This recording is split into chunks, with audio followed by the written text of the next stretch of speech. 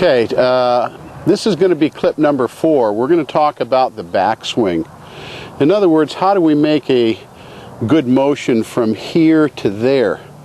Well, clip number 1 on the golf grip, as your golf grip is improved, so does your backswing. If I have a great alignment and good posture, the only way I can ever make a good backswing is if I've implemented steps 1, 2, and 3. So let's talk about our backswing.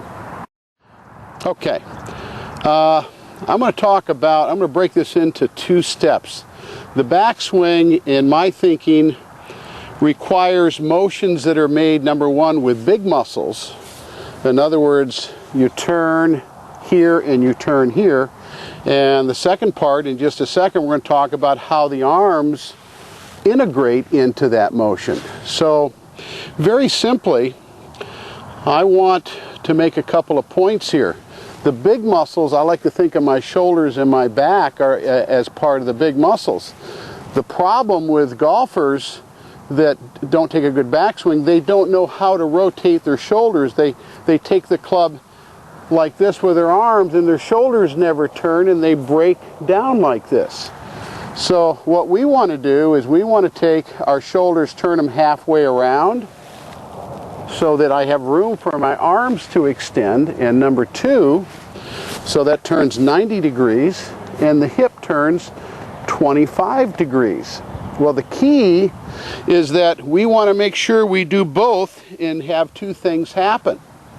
We rotate the big muscles here to 90, the hip turns to 25, and what we want to make sure we do is not roll to the outside of our right foot.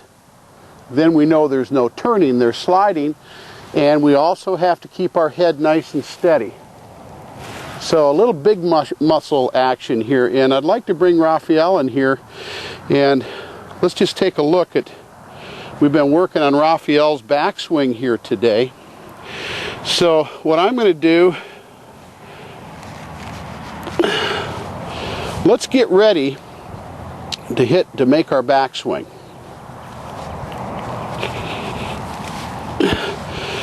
Raphael's a perfect example. Show me what you were doing before I got a hold of you. Look at there, no shoulder turn. He creates the third lever here, and everything breaks down. So what we're trying to do, go ahead like you're going to contact it, Raphael. We want to take the shoulders as a unit, as if you were turning and making a big baseball swing. So work your way around with your shoulders. Keep turning, keep turning. Interesting. Now the key ingredient is that the shoulders are now pointing to the hole. This arm doesn't pass 10 o'clock. And we've got a nice resistance in here, and he hasn't gone to the outside of his right foot. That's an excellent backswing right there. So let's talk about how the arms and your shoulders and hands work their way into an efficient backswing. We know we have to turn, we have to restrict in here so we don't go outside. Head's nice and steady. So you're kind of wound up and you're ready to fire out. Okay? So would my nice turn, would we want the club to come in here with our arms? Probably not. If I turned, I wouldn't want the club to go out there, but there's a little slot that we want that club to go in, and what I do is I take a golf shaft like this, and as I put this ball down here,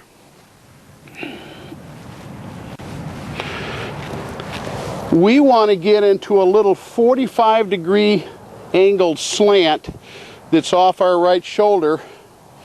And if we're on the right swing path, you'll notice you can take a golf club shaft here, and as you rotate, you get it on the right path. It's not too flat, it's not too upright. Okay?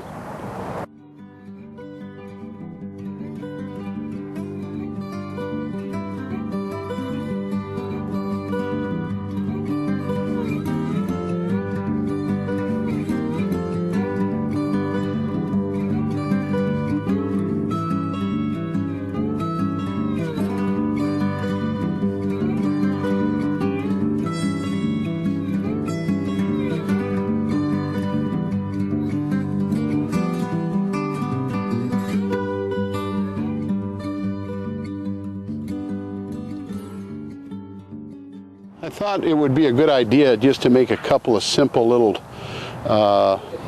pointers that you could use that would help you with establishing the right path on your backswing.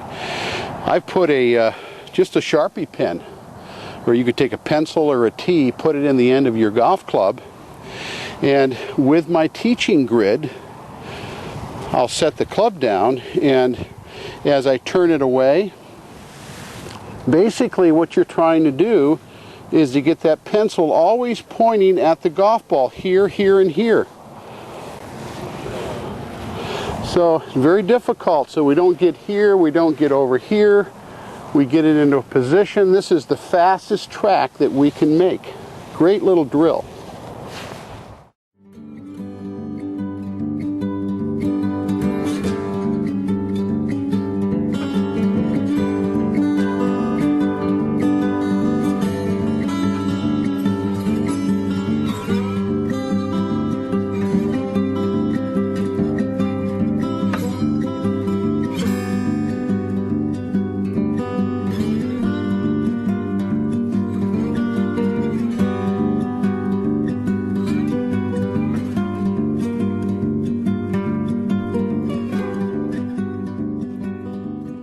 Make just a closing comment about the backswing.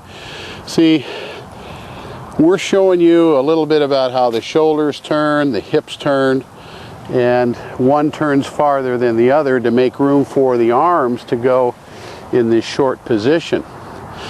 And we know that the path has to be on a certain angle to the golf ball to make this simplistic and easy. But in the end, this is part of the routine, isn't it? We've got to have this great alignment, good grip, good posture, and a simple swing path if we ever intend to make the ball go the place that we want it to go.